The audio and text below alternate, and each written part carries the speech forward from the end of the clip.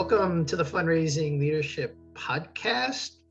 My name is David Landjuli, and I'm here with my good friend and partner, Janice Cunning. And Janice, we have a lovely guest today from Atlanta, Christal Cherry. Hey, Christal. Hey guys, good morning. How are you?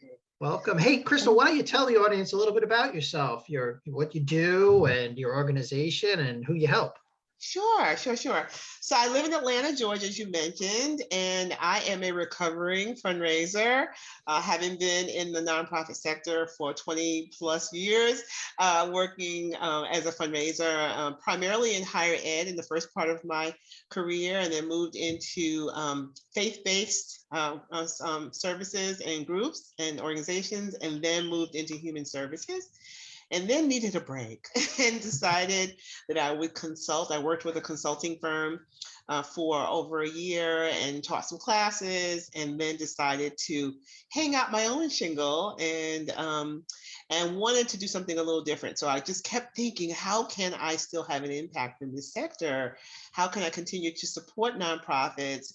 Use the gifts that I've learned all these years, monetize it so I can make a living and have a rewarding career. And I just kept thinking about the top, who is at the top of the organization matters. And they are the ones that can make or break experience for staff, experience for donors, experience for volunteers. And so I decided that I was going to work with boards. And because I figured if we can go in and we can train the board and we can train the top leadership of the nonprofit, that will permeate down and we'll see some effective change go into place. And so I thought, that's where I'm going to land. And I'm so glad I did, because first of all, it's a great space. If there's definitely a need, I enjoy the work, and people seem to be real grateful for the training and the advice and the counsel that I provide for them. So it was a good move. Great. Well, that's great. Yeah, so and I also want to put a plug. Actually, Christal, the way that we got connected was you were also a contributor to the great book Collecting Courage. Yes. And I was at the book launch, and I think that was actually the first time I saw you. And I said to David, we have to get her on the podcast to talk about something. Well, thank you for coming on the podcast, and that was a fortuitous meeting between the two of you. So we're so happy to have you. And you wrote a thoughtful and somewhat provocative article that we posted on the Fundraising Leadership blog site called "When It's Time to Go, Firing Crummy Board Members." So you're working with boards. We all know that boards, like leadership teams, can have dysfunction in them. So why don't you share a little bit about the article and what it, how you help boards and what it like. It's very uncomfortable to have to deal with a crummy board member. Yeah, and you know what? Maybe the best place to start is just like what are some of the most common issues that you see that make someone a quote unquote crummy board member? Yeah, so I think, probably number one is apathy. Some board members, particularly if they've been serving for a long time, they're just bored and not engaged anymore. A board member, wow. Yes. It is time for them to go, and the organization or the chair are not really adhering to the terms. Everyone's comfortable. John's been on the board for 15 years. He's a pillar here. And we don't want to make any changes. Even though he's not doing what he's supposed to be doing anymore, we like it the way it is because we're all comfortable where we are.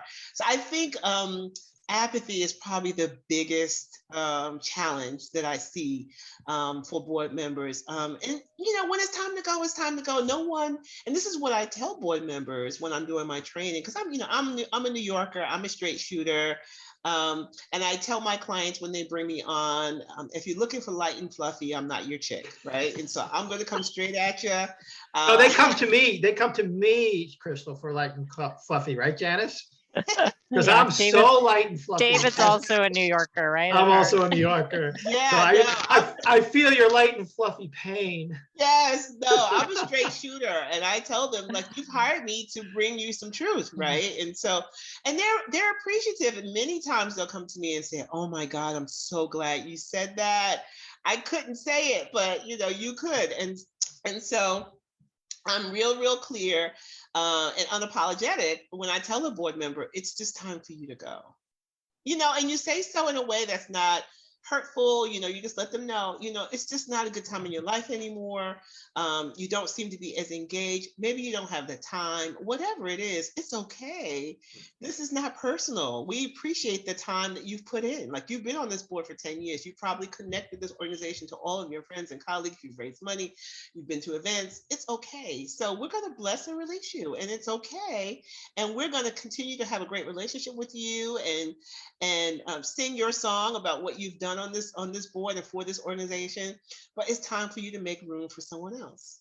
Yeah. And that's it. And so, you'll get the red faces and the crazy stares, but it's okay. It just has to be done. Yeah. Well, I think what really struck me, and and I've been on a number of boards, and I've been on association boards, which have a different flavor. But I've been on a very grassroots new association board, and then I've been on a very big, kind of professional association board. So I have, like, it's interesting to contrast. And then I've also been locally on a coaching board here. And the one thing that really struck me, Crystal, was that I think we discount is that the high performing board members are impacted. So can you talk a bit about that? Because I think that's the thing. It's like, if we have people who have overstayed their welcome, or it's just not the right time, what is the impact that you see on the rest of the board? Yeah, and that's one of the things that Simone mentions in her book, and was the impetus, as I shared with you guys earlier. This is the impetus for the article, Firing Lousy Board Members. And she talks about, that we really do a disservice to those who are doing the work, right? Those who are performing and those who are invested, engaged. They see what's going on. They see that there's 3 or 4 board members that are not pulling their weight, that are just kind of sitting around, that they're sapping the room of energy, by being negative Nellies, or always having something to say that's not really appropriate, or just not really being participatory in a meeting. They see what's going on. And the fact that this is permitted is really a disservice to those who are coming, who are investing the time. And being a board member is kind of a privilege. It's nice. It is a resume builder. And why should that person continue to get all that, all the credit when they're not really doing the work? And so we don't want to discourage those who are performing and those who are engaged by allowing others to sap the room of energy that's needed to keep the work going. And so I think it's really important that we give our due diligence to everyone, to those who are working, and then to those who are not working. And as I mentioned to you earlier, I don't suggest you walk in a room and just kind of fire everyone. That's not how it works. After you do an assessment of who's doing the work and who's not, you come up with your list, and then you come up with a plan. Like, let's talk to Jim, let's talk to Louise, let's talk to Sam about what's going on, to see what's going on in their lives, to see if this is a good time, to see if maybe it's the right time for them to step down. And if they say no, that they're still engaged, I would like to be involved, I just kind of feel like no one's really putting me to work, or I'm not really sure what I'm supposed to do, or I feel like and there are lots of meetings we have to take some responsibility. A lot of times meetings don't start on time. You don't have the agenda until the last minute. You don't give people an opportunity to read the reports in ample time. And all that stuff should be sent at least a week ahead. And I know from having worked at nonprofits that often from the inside, we're making copies, the staff, we're making copies. We're trying to get those packets together when the board is coming. Sometimes we don't get them to like the day before or the morning of. And they don't have time to read the documents to be prepared. So we have to take some responsibility inside the organization too for what might be going on with the board member. We have to honor their time. We have to give them time to read those reports, honor their time, and not having 3-hour board meetings, right? Who wants to sit in a 3-hour meeting after you've worked all day? Or even if it's on a weekend, you got kids, you got things going on. You don't want to spend a 3-hour. I mean, unless it's a retreat or something. But I'm just talking about a regular meeting. We suggest should be about an hour and a half, maybe 2 hours top. but I have been in 3 and 4 hour board meetings, and I've resigned. I cannot give 4 hours. First of all, my brain is too full, Yeah. and I can't pay attention for 4 hours. Yeah. Yeah. Most people have, and this is what I tell my board. I say, my board clients, I said, listen, we have thousands of things going on in our brain. We have all kinds of commitments and responsibilities. We got family here, we got the job here, we got the kids here, we got all these other things that we're doing. We want those board members, when they come to our meeting, to reserve this little space right here. And hopefully it's clear enough where they can focus just on all these other things are going on in their head, right? But we need this space right here to be clear so that they can focus in on what we're discussing. But if we are in this board meeting for 4 hours or 3 hours, we're not being productive, no decisions are being made, the person is not engaged, they got all these other things competing for that space. And after It's a while, something, you see yeah, them down, they're writing the grocery list. yeah, it's something, that we talk about in the resource we're going to share at the end of the podcast for the audience. It's called Designing the Alliance. Like, in other words, being very clear that for whatever time you have for the board meeting, let's say it's an hour and a half, which is a good recommendation for a small to medium-sized nonprofit, that you be present for the entirety of the meeting, that you not be texting, that you not be doing email, that you are present for your board members and for the discussion, and that you contribute. So that's something in a resource we're going to share with the audience on being. So there's like the doing of a board, and then there's what you do, as board members, but there's a way you be as a board member. And one of the things, we recommend that people design when they're on boards is that they have a conscious conversation about being present during board. Sometimes people don't even talk about that, like design a ground rule like that. Like, be present. Don't be like, back, yes, okay. If you have to clear that you have a sick child at home, then just say, oh, my daughter is home and she's not feeling well and I'm a little bit distracted. You can do that in a board meeting, but I'm here for you guys. I'm present. Yeah. Right. Yeah. Exactly. Yeah. I mean, it's bringing up for me, it's like, what you're both saying is, and I really like this, and what you wrote, Christal, is like, there's responsibility on both sides, and I also thought you did a really great job. I'd really encourage people to go and read the blog for all the details, but you talk about the Bill of Rights. So it's like board members deserve basic things, and they can't be successful without those things. And then on the flip side, it's like the organization has its needs, and so I think that the work you do, like you said, it's very fulfilling because it's kind of like you're marrying those two things, right? Like what the individual board members need and then what the organization needs to get from those board members. And board work is serious work, no doubt, but it should be enjoyable. This should be who wants to do something that they absolutely, we know we put things off that we don't enjoy doing. So who wants to go to a board meeting when they're like, oh God, I don't want to go to this. So, you start your board meeting off with a little social time. People come in, particularly if it's after work, there might be snackish. You want to have a little snack. You might even have some soft music playing. Depending on where you are, just to kind of get people to relax. And this is the time for people to, to mingle. Hey, Jim, how you been? What's going on with the kids? How was that meeting? Blah, blah, blah, blah, before you start your meeting. And then when you start your meeting, maybe you have a mission moment where you might talk about something extraordinary that's happened at the organization since you last met, some kind of big win or accomplishment to make people feel good about being there and about the work that they're doing.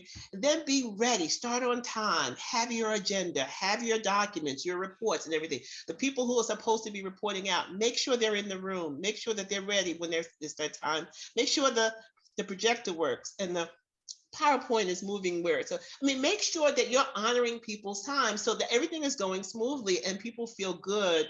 Okay, I came and I had a little social time. They were real expeditious about making sure this meeting ran through smoothly. And then afterwards, you may even have a little bit more social time. Make sure everyone knows when the next meeting is. Thank everyone profusely for being there, for their time, for their energy, for their brain cells. Let them know what we have coming up. We have an event on the 18th. Make sure everyone's apprised of what's going on at the the organization. Remember, we need you to fill out that survey, whatever it is. But your job is to keep them apprised, keep them engaged, and make this a fun life, even though it's serious work. I don't want to give you the impression that we're going to be playing cards or big whiz or anything. No, we're going to be working, but we want to make sure that this is an enjoyable experience, that people feel like when I put my time and energy, when I leave the kids at home, when I leave the husband at home, I'm coming to do something productive that I enjoy. Yeah. And I think that speaks again to the idea, like everybody needs to be engaged. Cause I know for me, like I've had some outstanding board experiences, like, and it was fun. I mean, like so much fun and so much growth and learning and like so much that I could bring back to my job. Right. And, but it was, but when I think about what you're saying, Crystal, like it was because everybody was engaged and like, and responsible and accountable, you know, like you weren't sort of like, you knew if somebody was working in the conference, they were working on the conference and it was Right. going to be great. And so yeah, what about you, David? Like you've had a lot of board experience too. What have been your sort of highlights that have made Well, a good experience? yeah, what I like about what you wrote in the article, Crystal, is like the orientation for board members is super important. And I've been on boards where that has been good and not so good. But I want to actually hear your thoughts about even prior to the orientation. There's the conversation that happens when you are being recruited onto a board. And I think this is actually probably one of the most important conversations to have with prospective board members. Like, this is what this board is all about. We think you have qualities that would, character and qualities, and that would be super helpful. And this is what it takes to be a member of this board. And really get clear. And the one part of that conversation, especially on nonprofit boards, that other board members shy away from, and I'm interested in your opinion of this, is just my opinion, but and this is what we expect from you in terms of your donation each year. So And time and commitment, like all of it. Time and commitment, right? And money. Like, let's not shy away from this money conversation right at the get-go, because if folks get up, you don't say that, and then they get their orientation and you don't say that, and then they get on the board and somebody asks you for money. It's like, what do you mean? What you wanted me for my service, or you wanted me for my intellect, and you wanted me for my good looks? That's the one I get a lot, by the way.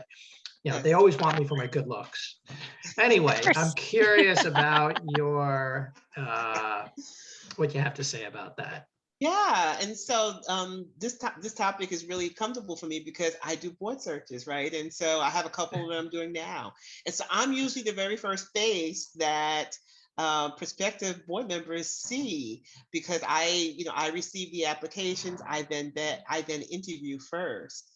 And so what I say about the organization, which is why it's important for me as a consultant to do my due diligence to make sure that I understand the mission, that I understand the culture, that I understand what the board is trying to achieve, what the commitment is in terms of time, how much money they have to give, all those things I have to know up front. I review the bylaws, I do all my research, so that when I do start vetting my candidates and I'm interviewing them and I'm presenting the organization to them, I'm trying to excite them. I want to share all the good things about this organization. I share who's supporting them. They just received a $100,000 grant from AT&T. The board chair just got his PhD. 50% of the staff are also volunteers. All of the staff give. I'm trying to sell this nonprofit to this potential board candidate. And also, the time commitment is once a month.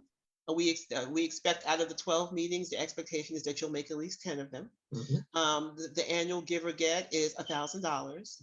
And we want every board member to be involved in at least one committee. And we will be sending out, should you be invited to serve, a letter of agreement that will indicate all of these things, and also a place for you to indicate what you can commit to. Would you like to have a reception at your office or at your home? Will you bring 3 new prospective board members to the organization in the next year? Are you willing to purchase a table at our event, like whatever it is that your commitment is. And so we do a letter of agreement right at the onset. So the person knows and can say, and each letter might be a little different because some people can commit to some things, some people cannot. And then mid-year, when we do our board evaluation and our self-evaluations, we revisit those letters. Okay, so we said you said you were going to attend 10 meetings. Well, it looks like you've only attended 6. Do you have the time? Maybe this is not a good time. You said you were going to give 1,000. You've only given 700. Will you still be able to give that 1,000? Should we revise the contract, or can we come up with a payment plan? Like, so this is accountability, right? Wow. I wish I was on your board, Chris. No, so from the onset, we're letting them know what the expectations are. We have it in writing, and then we revisit it, and we give them an opportunity to change. Maybe you got laid off. Maybe you can no longer commit to 1,000. Maybe you can only do 500. That's okay. Boy, I think a lot of nonprofits would be well served by reaching out to you, especially to help them recruit and retain. Maybe can you say a little bit about retention? Because I know we've been talking about how to set up the expectations and on how to have conversations if someone's not working out, or it's just, it's gone on too long. But I'm curious about what your thoughts are on retention. So retention, board members are, you have to cultivate board relationships like you cultivate donor relationships, right? And so as the chief development officer, when I was working inside the organization, my job was to keep that board engaged in addition to the board chair and the development chair. So I knew birthdays. I knew anniversaries. I talked to board members to learn a little bit about them. And so that I would say, how was your wife's surgery? Or congratulations on your daughter being, valedictorian of her class. Or are you ready for your son's wedding? How's that plans going? And so you're building these relationships with the board. And I would always tell my board chair, you need to be meeting with your board members at least twice a year for an in-person or a phone call or something, just a check-in.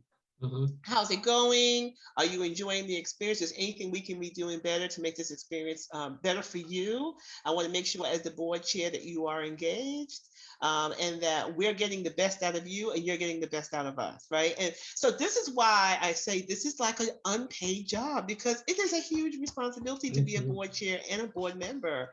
And so people really need to think seriously before they sign up to be on the board, whether or not it's the right time for them, whether or not they have provisions for childcare or for elder care so they can attend meetings, whether they have the financial means to make $1,000 donation, whether or not they're willing to connect with friends and peers to invite them to events or to invite them to like a post on Facebook. Like, do you have the time, the space, and the energy to dedicate to this right now? And if you don't, this is not a good time, and it's okay. But if you do, then you need to jump in, and we expect you to do all that you said you were going to do.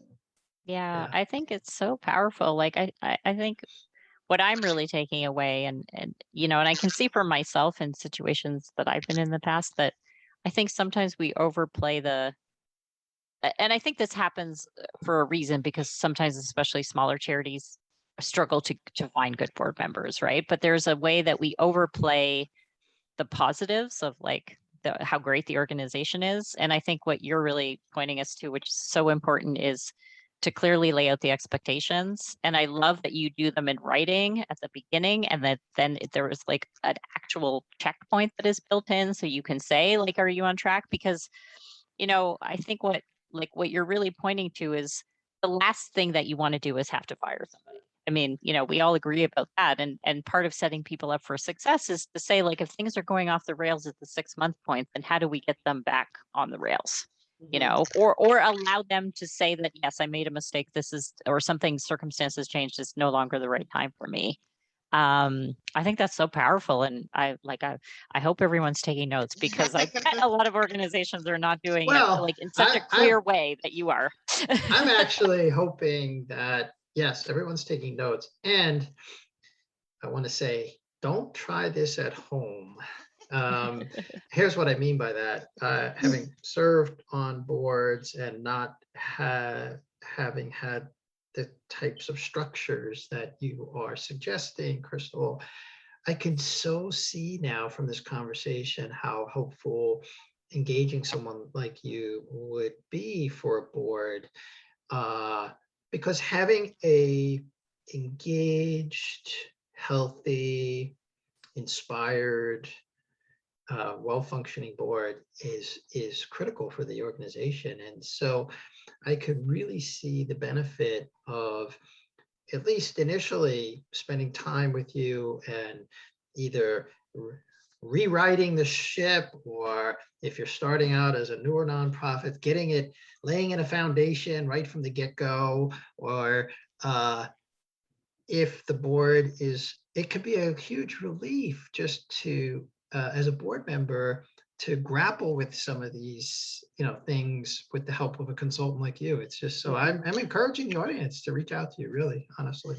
Thank you. And one thing I want to say is the other thing that's really important from the very beginning is transparency. And so I have also, while my job is to sell the organization, I do know some of the weaknesses, right? And so I share those with potential candidates too. I might say, the executive director is new. And so she's going to need some hand holding, right? This is the first time that she's had a position at this level. And so she's really going to need the support from the board. Or the board realizes that they're not as diverse as they like to be. And so they're really looking to bring on some diversity. And we're looking for people of color, we're looking for women, we're looking for younger people, we're looking for people with disabilities. And, quite frankly, with your skill set and your talent and your connections and who you are, you fit the bill perfectly. And so I'm honest with them going in that we are intentional about wanting you to be on the board for all of those reasons. I might also say, we realize that we're not doing a great job with fundraising. We're not engaging our donors the best way we can. And so we really need your help, since you're a fundraiser, to come on board and help us with some ways that we can better engage our donors. So I'm really transparent about the good things and maybe some of the weaknesses the organization is experiencing. So the person knows when they come in what they're walking into. We don't want them blindsided, like, oh my God, they're having this kind of financial trouble. I might say, yeah, the board was the budget was really not looking great 2 years ago. But thank God we've recovered in the last year. But you should know that we had some financial problems 2 years ago. We had to lay off 4 or 5 people, So being honest about all of those things, so the person doesn't walk in and blindsided by some history that may not have been shared. Yeah. I think that's really what's hitting me, is like, it's like, there's so much to it. It's like, yes, you have to sell the organization. I think often a good job is done in that sense, and then you have to set the clear expectations. And I think a much better job for most organizations could be done in that. Then you have to check in on those expectations and make sure you're supporting the person in meeting them. If something's getting in their way, it's your job to help them. And like you did say something in your article, which I love, which is like, everybody's responsible for this. It's not the executive director, it's not the board chair, it's like everybody. And then, like you said, it's also being really transparent about where the board is and where the organization is at this point in time. And I think a lot of times those conversations happen behind the scene of like, oh, we need X, Y, and Z for this reason. But I love what you're saying. It's like, well, if you need that, then actually go out and talk to your potential board members and claim them based on what it is that you need. It shouldn't be a secret why you're trying to get that person at that moment in time. And that's one of the the questions. So after I normally meet with the candidates, then I turn them over to the nominating committee to also interview them. And I tell them to have, when they ask you, do you have any questions? Just like you do for a job interview, have your questions ready. When they ask you, well, do you have any questions of us? Ask them, why are you interested in having me on your board? Like what role do I fill? What role do I serve? And if your board is hemming and hawing and not being honest with you by saying, well, we do need a fundraiser. Actually, we need more women. We need more people of color. We don't have anyone with your background. We've done our matrix. We know that we have some gaps. And so actually you help us to fill one of those gaps that we have on our board. And you want your board to be transparent about that. So I tell my candidates, have your questions, because you need to make sure that this is the right board for you, and they have some accountability to you as well. Yes, it's very flattering when someone asks you to be on board. I have many times volunteered for things because I've been flattered, and then a year later I'm like, oh, what did I do? Right. Yeah, I think it's the candor that you're suggesting in these conversations is critical. And if there was one thing you would want the audience to try, what would it be? Because we've covered a lot of ground today. Yeah. Well, before you make the move, and of course you need to have, provisions in your bylaws. If you have to, if you're looking at someone and you're like, I really don't know whether this person is serving the organization optimally anymore, maybe we do need to make change. Before you do that, have a sit down with that person and just, the board chair, maybe the governance chair, and with coffee in a relaxed setting, and just say, listen, we're doing a reset. We're looking at our board. We want to make sure that we're doing the best that we can for this organization, and we want to make sure that all of our members are engaged and giving their very best. And you seem to be a little distant, and we wanted to just check in with you to see how things are going. Do you feel like this is still a good fit? If this is still a good time for you to serve on the board? What can we do to help engage you more? And this might be a time the person might be looking for now. Oh my God, I'm so glad you came to me. I'm just so overwhelmed. Things are crazy at the job. I don't think I have time to do this anymore. I really didn't know how to say it. So you want to give them an out. Or they might say, I'm glad you came to me. I've not been engaged. I didn't know what to do to get more engaged. And so I'm really interested in, and serving on the event planning committee. Our gala is coming up, and I would really like to serve on that committee. I didn't know how to ask. I didn't know what to do to get more involved. But if you can help me with that, then yes, I would like to stay on the board. So you want to have that conversation first. You don't want to just come in and say, listen, you're a lousy board member. Out of here, buddy. Well, unless you're in New York, then you can do it that way. You're lousy. You're out. No, that's not what we're recommending, folks. Here's what Christal is recommending. It's something that Janice and I actually train nonprofit leaders in the art of candor, radical candor. It's a way of caring personally and yet challenging directly. And I think this is where you're pointing the audience who may have a difficult conversation, have to have what may be a quote unquote difficult conversation with a board member, care personally about the individual and challenge them directly. Like, this doesn't seem to be working out for you and for us anymore. What's going on? That's what I hear you saying. Yes. Yeah, and you can read the book Radical Candor by Kim Scott if you need if you need some advice on that. No, but I was just going to add, as fundraisers, we're used to having difficult conversations. We're used to asking and hearing no a lot. Right. We're used to having to respond to rebuttals. For me, I'm comfortable doing this work and actually saying those hard things, even though it might be uncomfortable. It just has to be done. Yeah. And if you've got a lot of discomfort or it's a delicate situation, then reach out to Christal and she can help you with that. Or if you just want to learn more about Radical Candor, get a copy of that book, or reach out to Janice and me, because we are experts in coaching people on how to have conversations like that. So either way, you've got lots of resources. So let's bring it home, Janice. Yeah, and we'll link the Christal on the show notes so everybody can reach out and find her. And thank you so much. Like I said, I was excited because this is a topic that we haven't covered before. So it's always fun when we find somebody with the passion and wisdom to talk about something new. So today's podcast is brought to you by Fundraising Leadership. We provide unique coaching and training programs that powerfully transform how you work in order to get results. And we'd love for you to subscribe if you haven't already. You can find us wherever you listen to podcasts. And also, if you enjoy the show, we'd love you to be able to support us. You can become a monthly or annual contributor to help us continue to bring this thoughtful content. It supports our production costs and keeps the show ad-free.